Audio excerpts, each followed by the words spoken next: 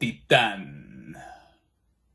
What is up, everybody? RandomRandomMan here. I hope everyone out there is continuing to stay safe and be well during this unpredictable time, as I am here bringing you my review for Titane. Now, the plot of this body horror thriller basically follows Alexia, played by Agathe Roussel, a car showgirl who, after being injured in a car accident as a child, has a titanium plate fitted into her head and eventually crosses paths with a fire captain named Vincent, played by Vincent Lindon, who had a son who disappeared 10 years prior. Going into this movie, it was one of my most anticipated films of the year, mainly for two words and two words alone: Giulia Ducorno. She is the writer and director of this film, whose feature directorial debut, 2016's Grave, or Raw in English, was actually the first film I sat down and watched this year in 2021, and I gotta say, I loved it. Loved it so much to the point that I bought the out-of-print Australian Blu-ray for it. And for someone, myself, who is not so much into horror as a genre, no less body horror films like this one involving cannibalism, I was so taken by the abrasiveness and boldness that this movie carried, with it being a major statement for a fresh filmmaker like Ducorno. Now with Titane, this is Ducorno's second feature film, and knowing that it was coming this year had me intrigued to see it, and I saw that it world premiered at this year's Cannes Film Festival over the summer, where it won the Palme d'Or, the festival's top prize, making history in that Ducorno became the second female director to win that award and the first woman to win it solo. So that skyrocketed my anticipation for this film even more. And luckily for me, I was able to see this thing earlier today in theaters, where it is only currently available, just like the previous film I have reviewed. Starting out with the cast and the performances, we have Agathe Roussel as Alexia, our lead, who again was injured as a child in a car accident and has a metal plate on the side of her head. Earlier in the video with my intro, I showed that I have a piece of titanium inside my own head on my left side because I use a Baha, or a bone-anchored hearing aid. I'm just not wearing it now. But Alexia has it on the right side of her head, and Alexia willingly shows it off throughout the movie, doing her hair up all the time and showing the huge scar that the accident left her with, and it is indicative of the performance that Roussel gives as this character.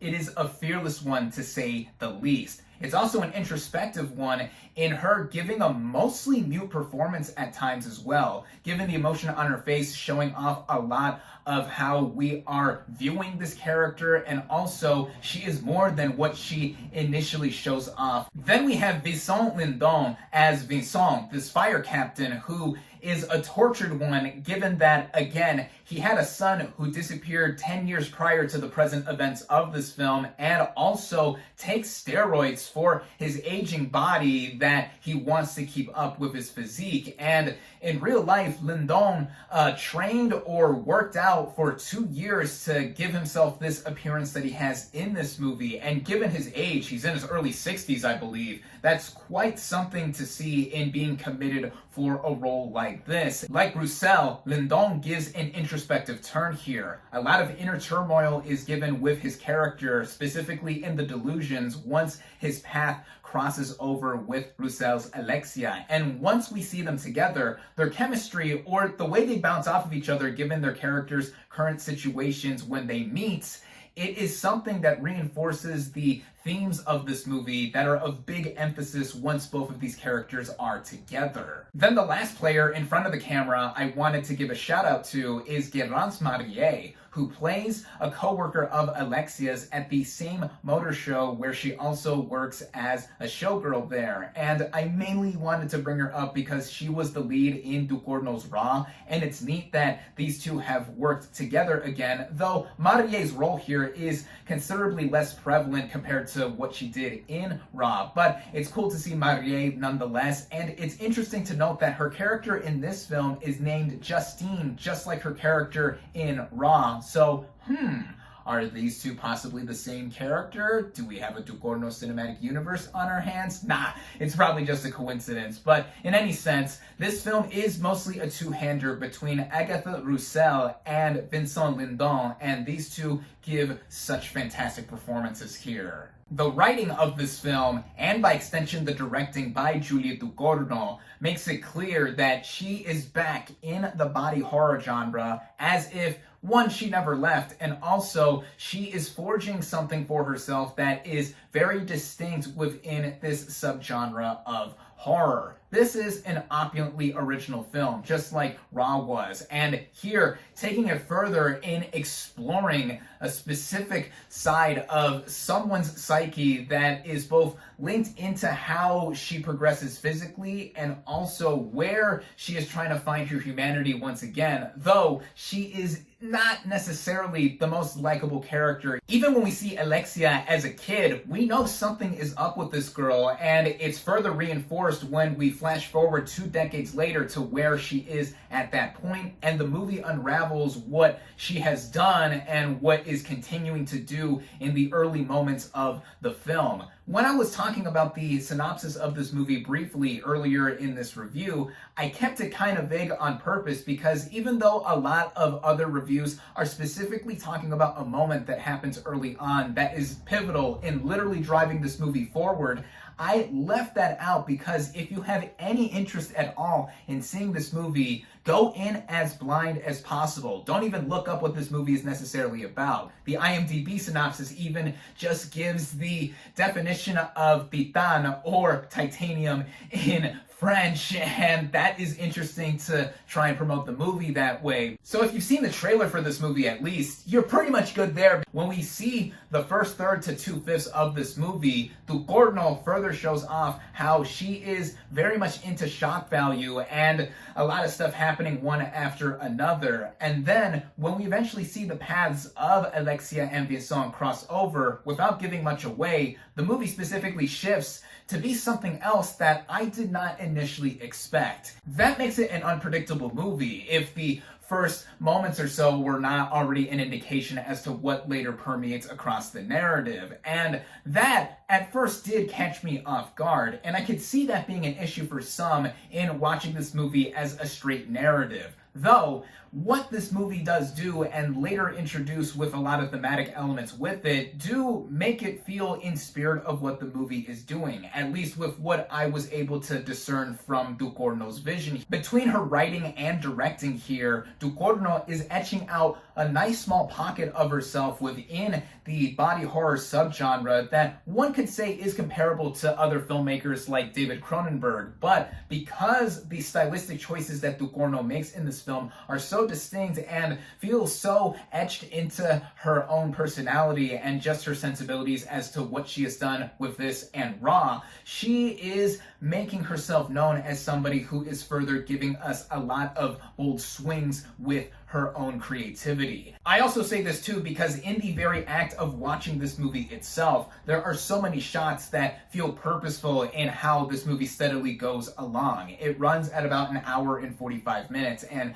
I thought that it had such a precise pace to it, and there are moments here that I didn't entirely get at first or just saw being put in there via Ducorno's direction that do fit in with the movie thematically upon further thought, yet there could be some parts that alienate people either because of its shock value or just because this is a really bizarre and weird situation that these characters are put in. Though, it does reinforce how this is one of the most thought-provoking movies I've seen all year. No, scratch that. This is currently the most thought-provoking film I have seen in 2021 thus far. Along similar lines, getting into some of the technical elements of the movie, it is one of the most stunning I have seen all year thus far as well. Some of the same people that have previously worked with Ducorno on Raw do return here. Cinematographer Ruben Ibens returns here. John Christophe Bouzy also returns as an editor, and both fronts do bring out a lot of the gorgeosity that this movie has, both on a disturbing front and then also just on how it is purposely in your face in some moments. And then musically, this film is notable on two fronts. On the one hand, we have the original score by Jim Williams, who also composed the music for Raw. And what he did here in Titane compared to what he did with Raw is a lot more subtle in its instrumentation. It's no less ominous or just showing off a lot of the impending doom that could pop up around the corner like with Raw, though that film was more direct with how it used electric guitar and other strings very harshly across the background, while here in Titane we have just an ominous kind of feel with a more orchestral kind of nature to it. Then on the other hand, with the music, we have licensed songs that I think are used to reinforce the tone all across it. Two notable examples are She's Not There by the Zombies, which is used in one of the movie's dance sequences and was also heard in the trailer for this film, and then Lighthouse by Future Islands that is also used in another dance sequence. And they back up how this movie is not just all dark or just very grim with its overall feel. There are moments of levity in this movie. There's comedy, albeit dark, but then we also see further into the second half of the film that there's quite a bit of heart as well. This is undoubtedly a perturbedly piercing film at its core, but around its same core, it's also a surprisingly sweet one, especially getting into its final moments and what is literally seen in its final scene / last shot. And it ended in a poetic manner that I didn't expect this movie to end on, no less with me seeing how unpredictable it was across it. And this just further reinforces what a true visionary Ducorno is as a filmmaker. I can so see why this film won the Palme d'Or at Cannes over the summer. On top of it, going to one of France's own native filmmakers in someone like Ducorno, though it also reinforced a lot of the buzz that I was hearing about this movie leading up into this film's current release. And having seen the movie now, yeah, the hype, I feel, is real. It's not going to be for everyone, though. I mean, if you couldn't stomach Raw, you're going to have a similarly uncomfortable experience with Titane. But for anyone who is at all interested in film, I feel, this is something worth seeking out and just further unpacking and dissecting, as this movie has certainly not left my mind hours after I have first seen it. If it wasn't already clear by now, I loved Titane. This is one of my favorite films of the year thus far. I highly recommend it. My final verdict for Titane is 4.5 out of 5 stars.